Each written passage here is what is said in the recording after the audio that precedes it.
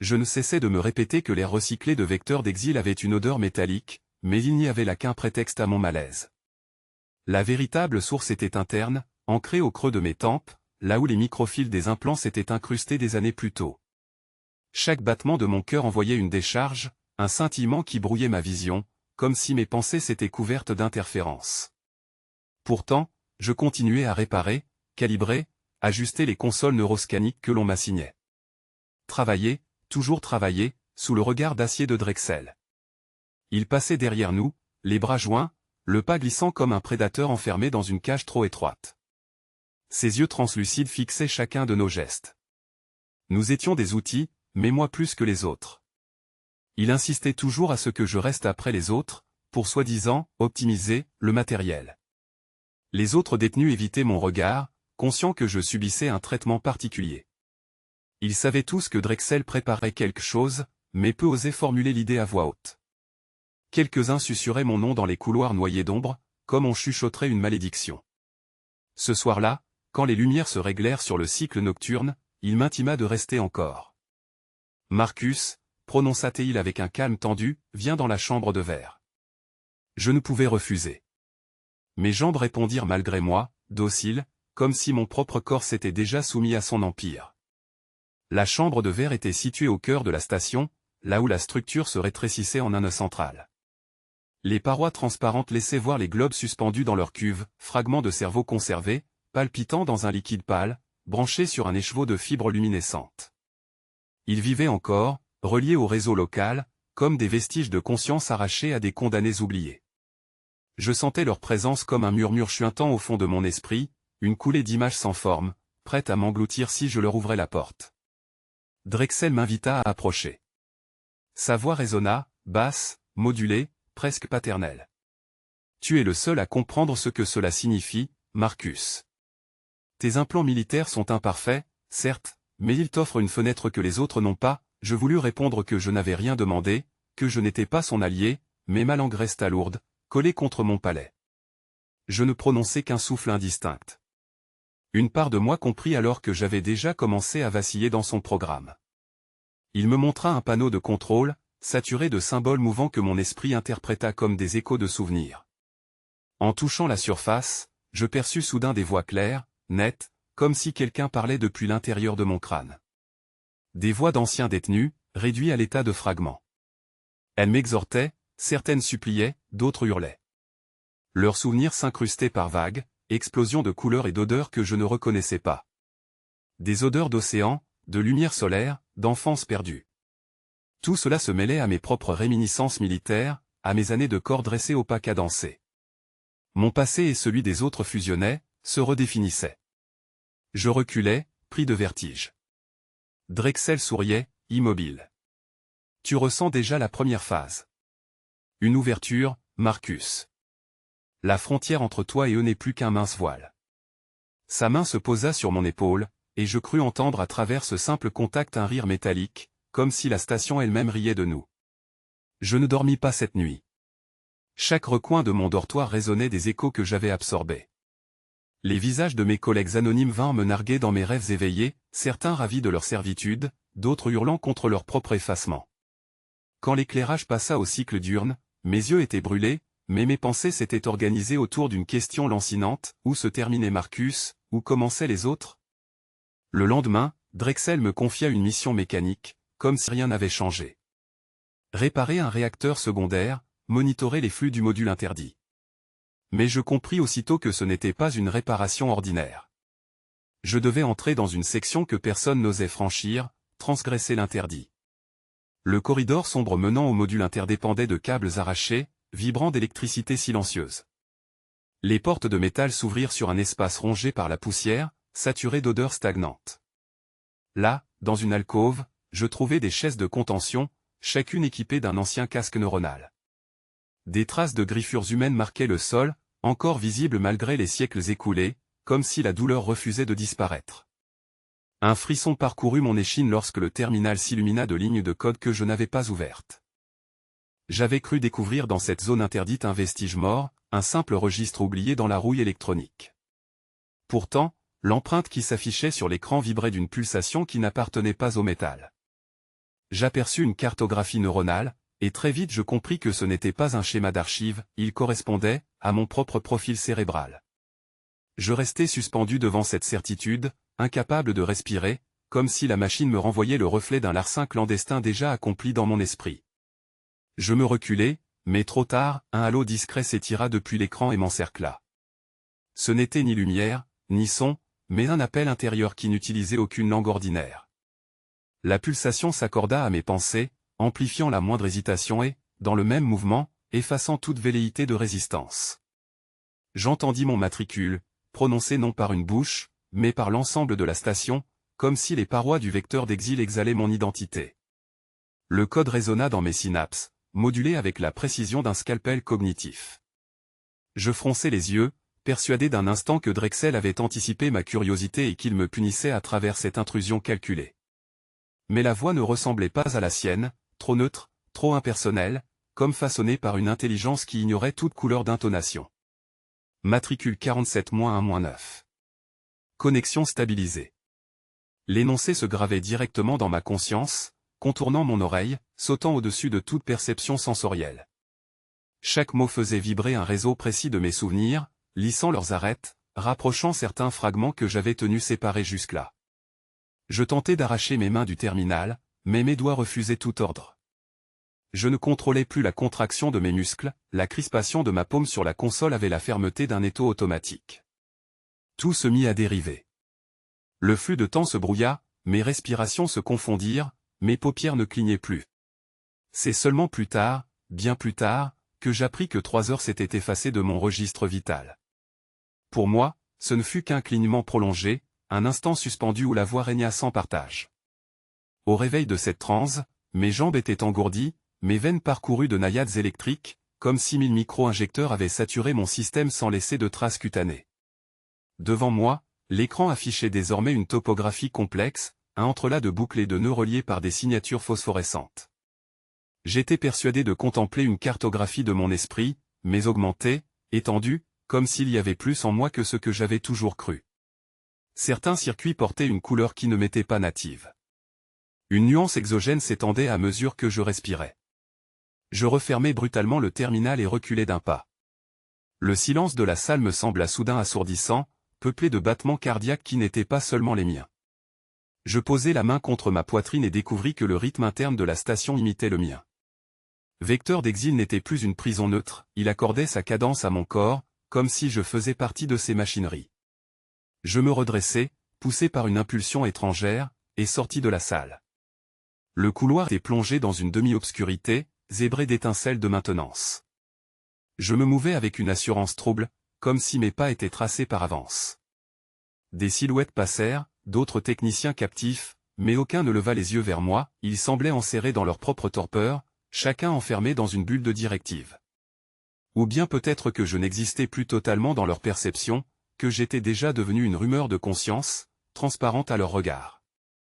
À mesure que je progressais, la voix se réactiva, non plus comme une intrusion brutale, mais comme un murmure familier venant se poser au fond de mes pensées. Elle répétait mon matricule, puis me proposait des ordres simples, presque triviaux, tourner à droite, fléchir le doigt, ralentir mon souffle. Je luttais contre ces injonctions, mais chaque fois que je résistais, une brève fulgurance de douleur irradiait mes tempes, rappelant une brûlure invisible. Alors je finis par céder, imitant les instructions pour éviter la morsure. La soumission se révéla si douce que mon corps l'accueillit comme un repos. Cela dura un laps indéterminé. Dans un recoin de mon esprit, j'appelais cela une colonisation lente. Mais il subsistait encore une portion rebelle de ma conscience, un noyau froid qui refusait la canalisation. C'est ce fragment qui m'observait en retrait, tandis que le désir étranger déferlait, tressant ses injonctions comme des liens de soie autour de mes pensées. Je me réveillais dans une posture qui n'avait rien d'un hasard. Devant moi clignotaient les interfaces d'un poste de contrôle, encore actives, comme si mes mains avaient travaillé en mon absence. Je ne me souvenais pas du trajet, encore moins de l'instant où j'aurais pu m'asseoir et me relier à ces consoles. Un goût métallique empesait ma langue, trace amère d'une injection subtile ou d'un flux neuronal forcé. L'impression de m'être dissous dans un couloir invisible persistait, comme si une volonté étrangère m'avait déplacé selon ses desseins. Le grondement familier des moteurs secondaires vibrait dans mes os tandis que je reculais. Le poste semblait porteur de stigmates récents, codes altérés, instructions effacées à moitié mais d'une main sûre, pas la mienne. Un soupçon d'angoisse me saisit, avais-je œuvré sous hypnose, marionnette tractée par des fils invisibles? Je n'osais pas achever le raisonnement. La perspective me glaçait déjà. Je me sentais traversé par des échos dont le timbre n'était pas le mien. Un appel grésilla dans mon implant auditif, sec, autoritaire, comme une corde serrée à la gorge. Drexel m'ordonna de me rendre immédiatement au vestibule central pour ce qu'il nommait, avec une ironie qu'il cultivait, un banquet. Je savais qu'aucun repas ne m'y attendait, uniquement une autre démonstration, où chaque parole devenait un outil de contrôle. Les coursives me repoussèrent vers cette salle où la gravité artificielle semblait plus lourde qu'ailleurs. La lumière y ruisselait d'un haut dôme, modulée de sorte à accentuer l'éclat des visages mais aussi les ombres qui les traçaient. Autour de la grande table circulaire se tenaient les autres techniciens et opérateurs du vecteur d'exil.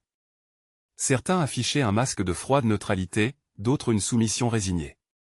Tous gardaient le silence, car Drexel occupait déjà le centre. Il n'était pas grand, mais la manière qu'il avait de doser ses gestes suffisait à plier la pièce. Sa voix ne s'élevait jamais, pourtant chaque syllabe vibrait jusqu'au plexus, comme si elle venait de l'intérieur de nous. Une chimie, une modulation tonale trafiquée? Ou simplement la maîtrise de celui qui savait déjà ce que chacun redoutait? Il commença par évoquer les performances, puis glissa dans des paroles tranchées. Quand il me désigna à haute voix, mon cœur se raidit.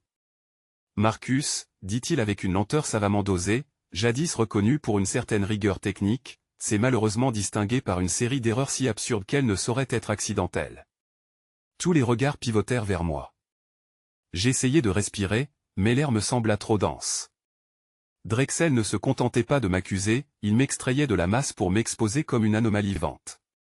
Il fit projeter des données sur l'écran circulaire, truffé de séquences codées. Certaines provenaient du poste de contrôle où je venais de reprendre conscience. Des lignes altérées s'alignaient en une signature qui ressemblait étrangement à la mienne, mais légèrement déformée, comme si ma propre écriture avait été imitée par une main tremblante. Mes collègues, silencieux jusque-là, dégagèrent de leur immobilité un courant de suspicion. Je percevais dans leurs pupilles un mélange d'effroi et de soulagement, heureux de ne pas avoir été choisi pour devenir la victime, mais inquiets de l'éventualité que cela leur arrive demain. Je vous accuse, Marcus, de saboter l'outil même qui vous maintient en vie, lâcha Drexel. J'aurais voulu répliquer, nier, crier, mais les mots restèrent coincés, aspirés par un gouffre interne. Une pensée étrangère assiégeait la mienne. Pourquoi lutter? Murmura-t-elle. Accepte. C'est déjà accompli. Je sursautai en silence. Ce n'était pas ma voix intérieure. C'était une intruse, une strie venue des mémoires absorbées. Ou alors c'était l'ombre que Drexel avait implantée, tapie en moi. Je levai pourtant les yeux. Ces altérations ne sont pas les miennes. Quelqu'un a injecté ce code en utilisant ma signature. Vous le savez. Un ricanement discret résonna, sans que je puisse identifier l'auteur. Drexel, en revanche, se pencha comme un prédateur qui feint la curiosité. Voilà, voyez comme il s'accroche à une fiction commode. N'est-ce pas fascinant, mes amis, comme l'esprit conçoit spontanément des conspirations pour fuir ses propres fautes? Je sentis les parois de la salle palpiter. Elles étaient couvertes de couches de métal, mais derrière circulait la conscience collective de la station, toutes ces empreintes psychiques captives qui résonnaient dans ma tête depuis des jours. Elle s'éveillait à mon tourment, ou peut-être m'exhortait-elle à ne pas céder. Drexel claqua des doigts. Deux assistants vinrent déposer devant moi un casque neuronal, tout droit sorti des archives oubliées que j'avais cru sceller à jamais sous le vecteur d'exil. La pression s'était abattue sur moi comme une mâchoire invisible. Drexel n'avait pas bougé ses lèvres, c'était la salle entière qui avait obéi à sa volonté. Des filaments émergeaient du plafond, s'abaissant jusqu'à mon crâne, et l'air vibrait d'une intensité douloureuse. Mes collègues, impassibles, ne détournaient pas les yeux, comme si ce châtiment était une cérémonie attendue. Une brusque morsure d'électricité traversa mon cortex et je m'entendis gémir, incapable de résister. Puis le sol roula sous mes pieds, et j'eus le sentiment terrifiant que la station elle-même respirait dans mes poumons. Je reculai, chancelant, à travers un couloir que je connaissais par cœur. Pourtant il me trahissait. Les parois, d'ordinaire rugueuses et stagnantes, palpitaient avec lenteur, comme la chair dilatée d'un immense organisme. Chaque panneau de métal semblait inspirer et expulser des flux d'air glacé. Je posai une main sur l'une des surfaces, elle se contracta doucement sous ma paume, comme si elle épousait la forme de mes doigts. Était-ce seulement l'effet du protocole que Drexel venait de déclencher, ou bien la station avait-elle toujours attendu ce moment pour se révéler à moi? Les lumières de sécurité se mirent à clignoter, rouge puis jaune. Les ombres s'allongeaient et reculaient comme des tentacules avides. Je titubais, persuadé qu'un souffle plus fort allait me placer au sol d'un instant à l'autre. Une voix discrète surgit derrière mon épaule. « Toi aussi, tu le vois. » Je me retournai. C'était un collègue dont je n'avais jamais retenu le nom, un visage émacié que je croisais au changeur de filtre, toujours muet, comme absent. Ses yeux étaient grands ouverts, lucidement terrifiés. Il me fixait comme un frère perdu découvrant enfin un jumeau. Les murs, souffla-t-il. Il respire. Je balayai le couloir du regard. Oui. Les plaques de revêtement se soulevaient à l'unisson, comme une marée synchronisée. Non seulement elles respiraient, mais elles obéissaient à un rythme que je sentais résonner dans mes propres côtes. Un battement unique, station et homme liés par une cage thoracique commune. Comment, commençai-je? Il leva un doigt sur ses lèvres blêmes, m'intimant de taire ma question. Plus loin, une caméra pivotait, son œil de verre brillant d'une méfiance animale. Les capteurs de Drexel, toujours présents, toujours attentifs. Je repris ma marche, accompagné du souffle de ce compagnon inattendu. Nous évitions de nous regarder, comme si nos pensées étaient déjà à découvert.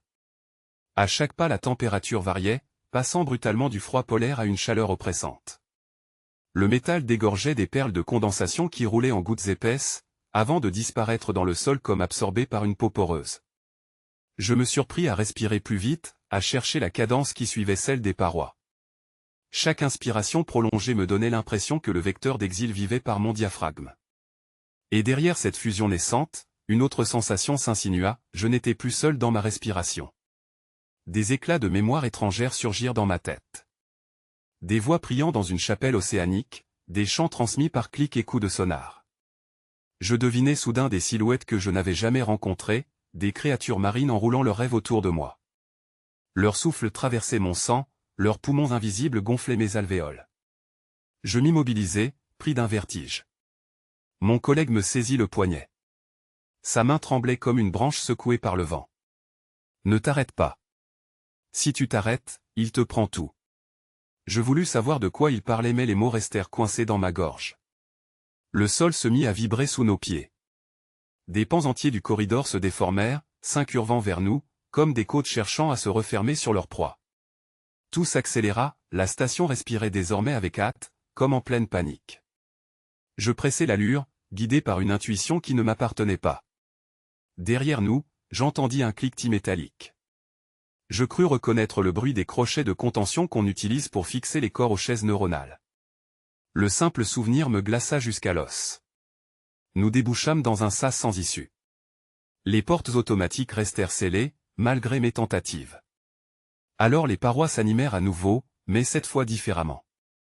Elles se mirent à pulser doucement, presque apaisantes, comme si la station cherchait à nous calmer après sa crise spasmodique.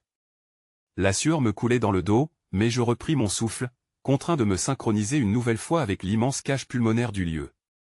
Mon compagnon s'adossa au mur vivant, sa main crispée tremblant malgré lui, tandis qu'un frisson de reconnaissance ou d'avertissement parcourait la matière organique. Je restai immobile face aux chaises rouillées, l'odeur métallique et rance étouffant ce qui me restait de lucidité. Drexel m'avait transmis le plan de ce module interdit comme on tend une arme à quelqu'un qu'on veut tester, trop nettement pour que ce soit un hasard, trop subtilement pour que je n'y sente pas un piège. Par projection interne, je vis le schéma s'animer dans mes rétines, couloirs rétrécis, plaques de blindage incomplètes, passages obstrués. Tout indiquait qu'un PAN entier de la station avait été abandonné après usage, non pas par manque d'énergie, mais parce qu'il exsudait quelque chose d'insoutenable. Je sentis alors la pulsation sourde venir du fond du plan, comme si le dessin même avait été contaminé par une mémoire ancienne, une onde persistant dans le métal et la poussière. Je fis un pas vers la chaise la plus proche, et la vibration monta dans ma tête. Des lambeaux d'images s'y accrochèrent, une petite cour extérieure, un ballon qui roule, un ciel lavé de soleil couchant. Mon cœur se serra, car je reconnus l'écho de mon enfance. Pourtant la scène n'était pas exacte. Le ballon avait la mauvaise couleur, et au lieu du rire de mon frère, j'entendis le bourdonnement artificiel des turbines du vecteur d'exil. Je restai figé, incapable de dire si l'image provenait de mon souvenir, d'une superposition venue d'un autre, ou d'une invention de Drexel injectée dans mes implants. La frontière était rompue. Tout autour de moi, le silence de la salle abandonnée vibrait d'échos que je croyais personnels.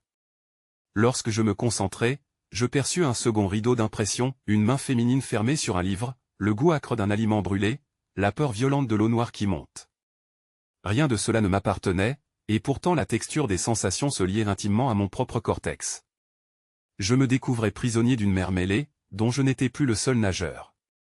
Une certitude venait s'imposer, j'avais basculé dans le territoire que Drexel voulait que j'arpente, une zone où l'obsession n'était pas un défaut psychologique mais une architecture imposée. Quand je fermais les yeux, le mot liberté se grava derrière mes paupières.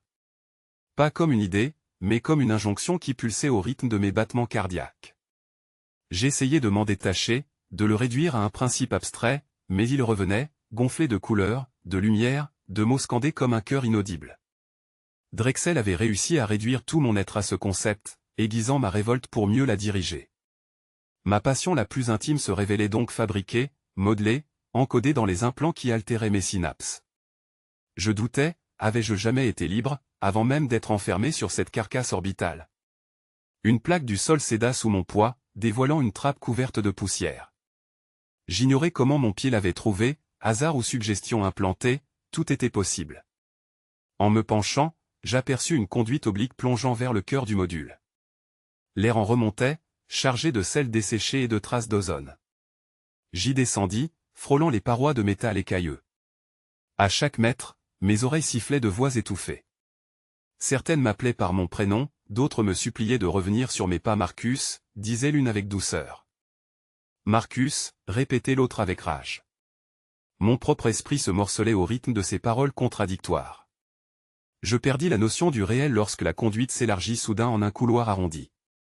Des marques de griffures, profondes, lacéraient les parois, traces d'une lutte d'anciens prisonniers ou de cobayes incapables de supporter le casque neuronal.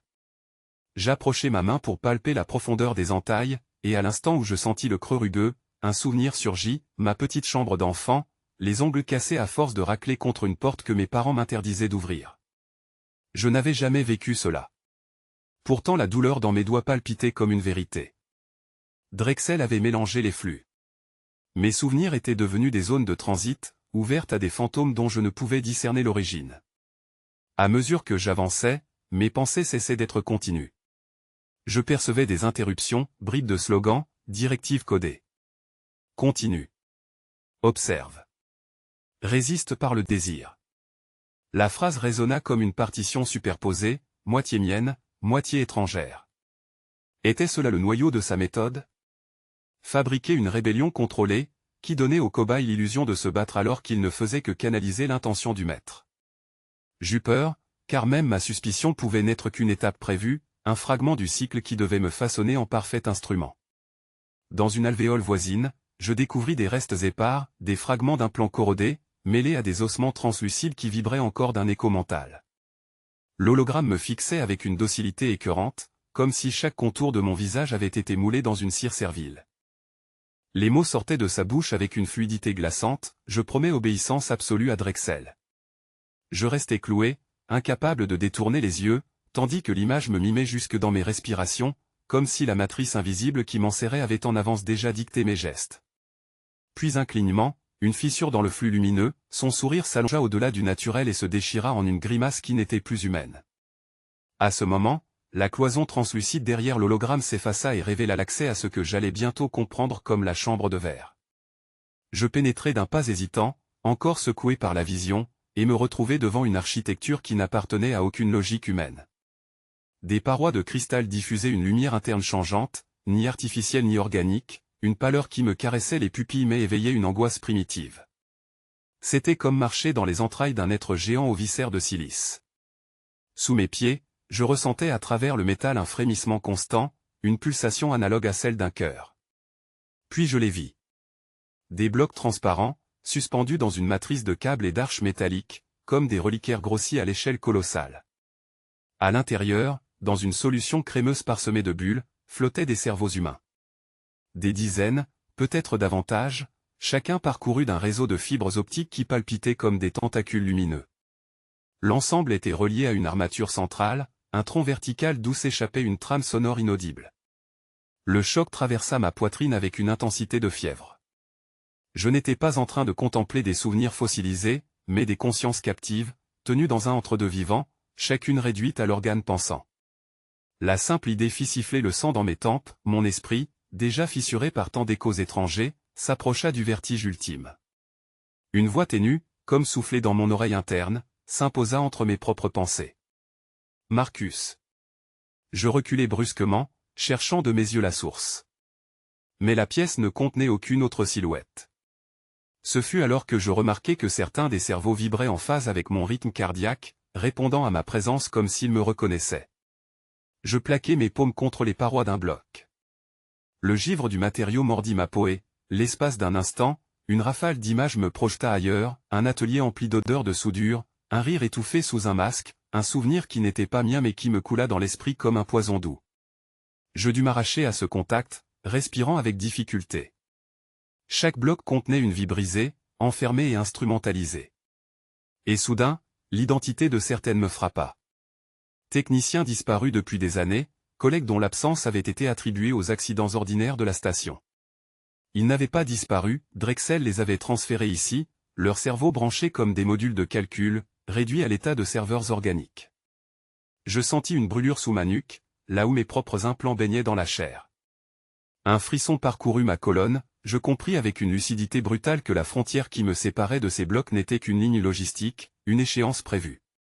Drexel n'avait pas besoin de me menacer de chaîne, le processus déjà en moi me destinait à rejoindre cet alignement translucide. Pourtant une autre perception, plus trouble, affluait.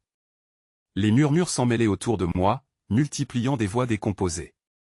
Certaines appelaient mon nom, d'autres sifflaient des fragments sans cohésion. Mais une tonalité distincte émergea de la cacophonie, une supplication, ou peut-être une invitation. « Aide-nous » La phrase vibra derrière mes tympans mais aussi dans mes nerfs, comme si le message avait sauté les canaux sensoriels. Incapable de me retenir, je posai de nouveau la main contre un bloc voisin. Ce cerveau-là palpitait légèrement, tripoté par ses fibres de lumière. Dès que ma paume entra en contact, une cascade de sensations m'écrasa, course dans un corridor, yeux d'enfant laissés derrière une grille, flammes refoulées par les systèmes d'extinction, puis un silence brutal où j'eus la certitude de suffoquer. Je me dégageai en hurlant, tombant à genoux sous la résonance. Le sol vibrionnait de ce bruit mutique, mais mon cri ne m'appartenait plus. Il était devenu collectif, porté par l'écho de dizaines d'âmes piégées. Dans ma gorge persistait un écho d'amertume, récalcitrant comme un noyau incandescent qu'aucun souffle ne pouvait éteindre. Je sentis l'éclat métallique du système se refermer sur moi, tel un piège que je n'avais pas encore osé nommer. Les lumières de la chambre de verre clignotèrent en silence, dessinant sur les parois des flux d'ondes qui avaient l'allure de veines palpitantes.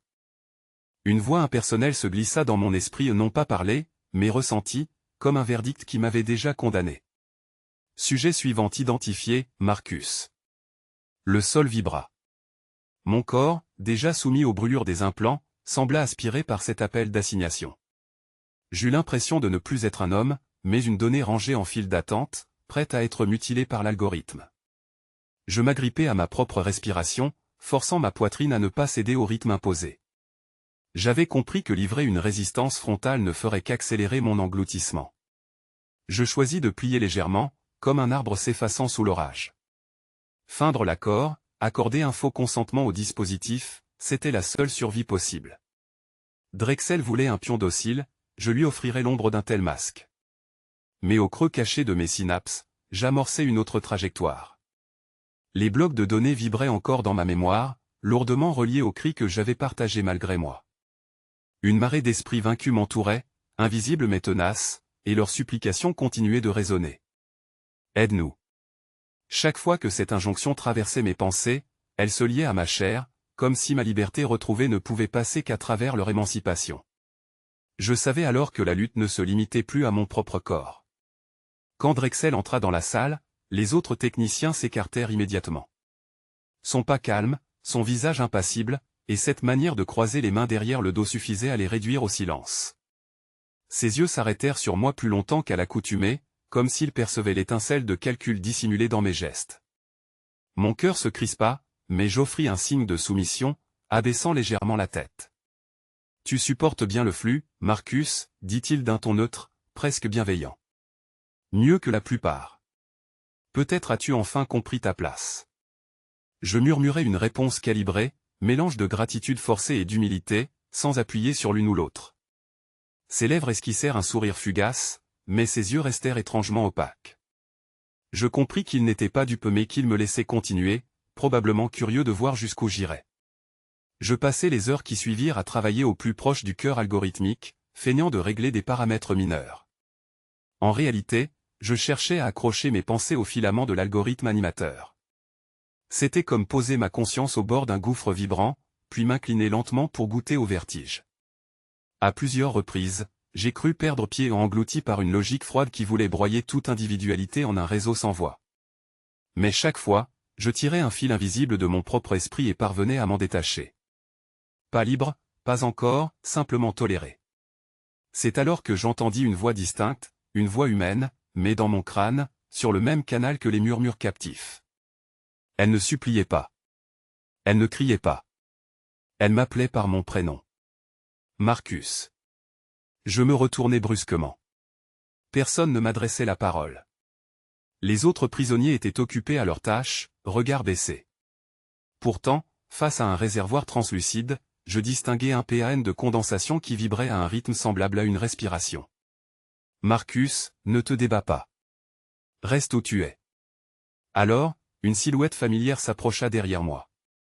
J'eus d'abord envie d'y voir un spectre, mais non, la chair, le pas hésitant, la vague reconnaissance des traits me confirmèrent qu'il s'agissait bien d'un ancien collègue. Yvan.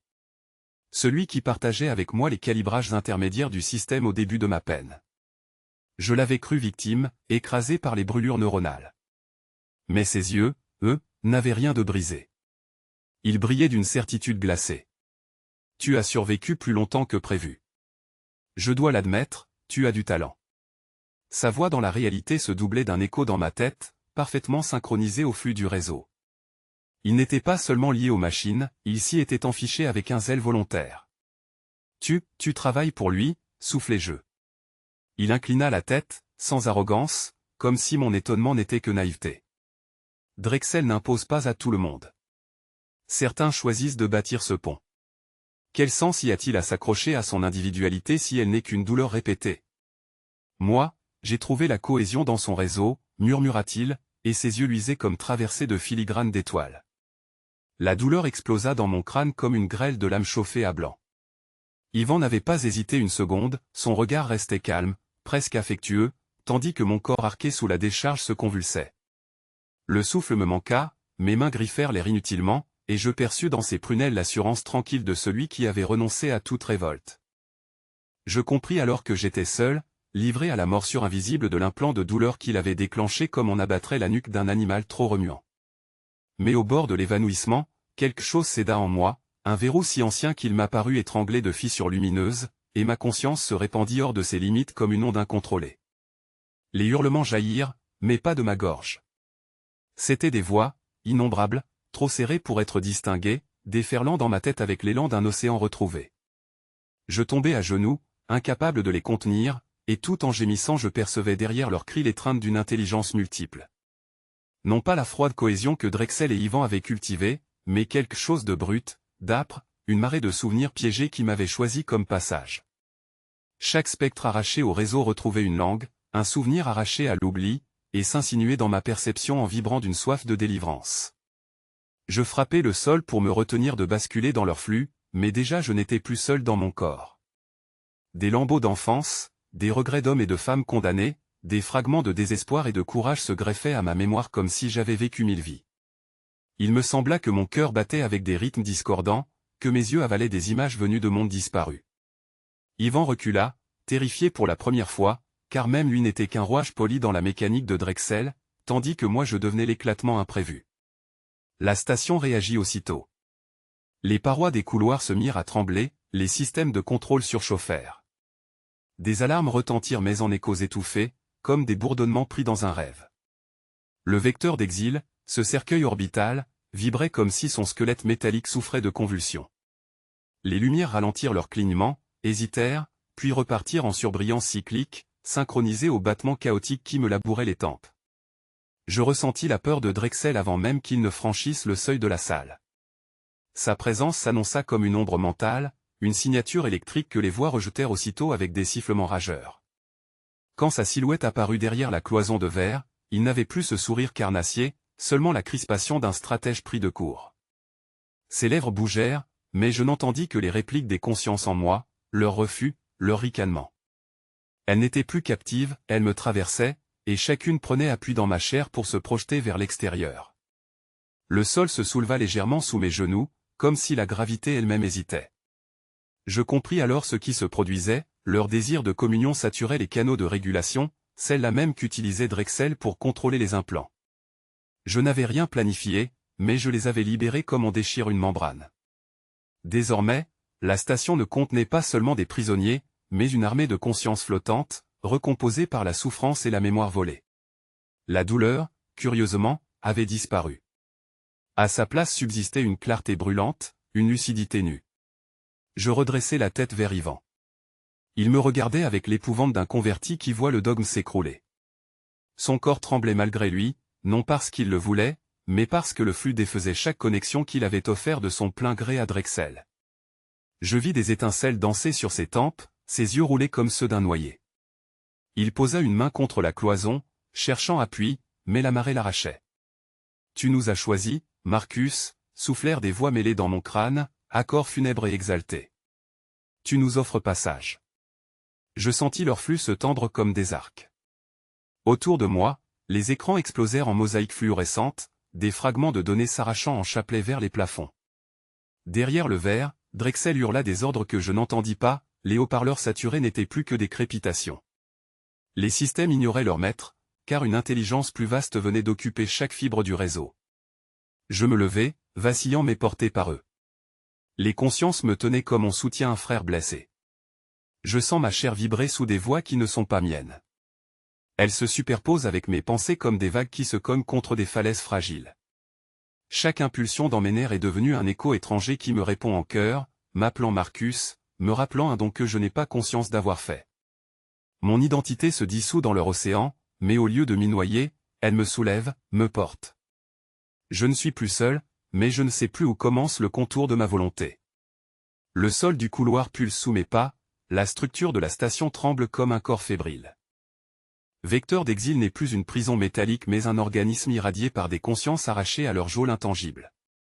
Elle glisse à travers les câbles, les circuits, les fibres optiques, effaçant les protocoles de Drexel comme on souffle sur une toile d'araignée.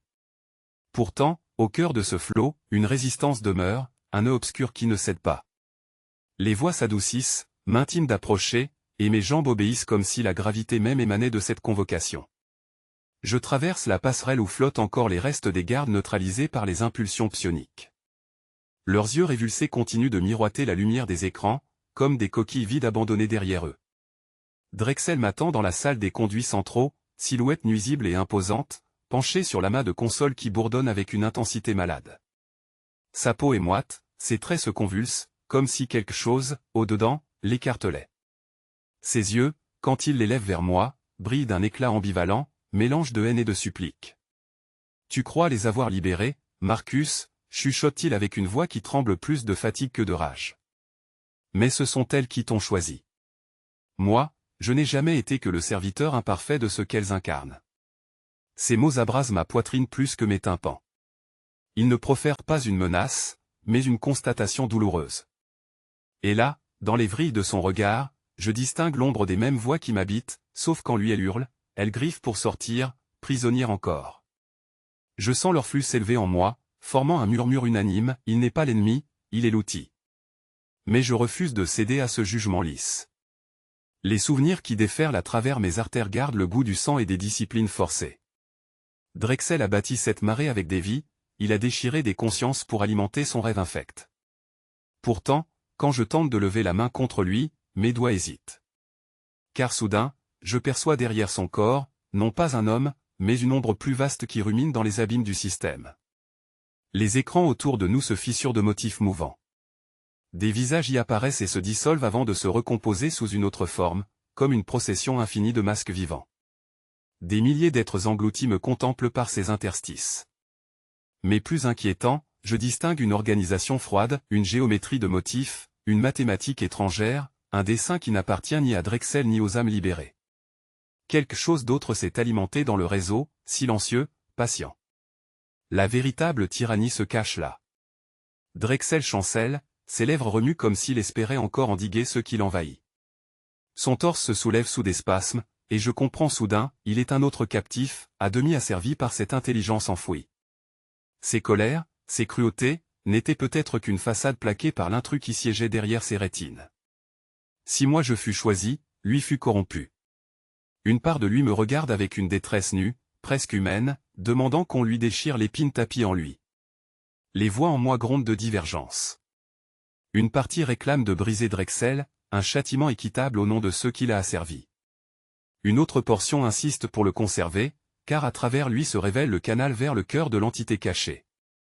Je sens mon crâne se fendre sous la pression de leur désaccord, comme si j'étais devenu l'arène où se juge le sort de la station. Mes propres pensées vacillent, suis-je encore Marcus, ou seulement la membrane tendue d'un cœur sans visage? Je ferme les yeux pour ne pas céder. À travers l'obscurité, une sensation émerge, fragile. Mon souffle. Mon rythme cardiaque. Ma chaleur. Des banalités du vivant qui, pourtant, délimitent ce que je suis. Et là, je choisis. Pas une voix externe, pas un consensus. Moi seul. Ce choix me brûle mais me stabilise. Je ne tuerai pas Drexel comme une proie, je ne l'écraserai pas sous la pulsation étrangère qui me consume.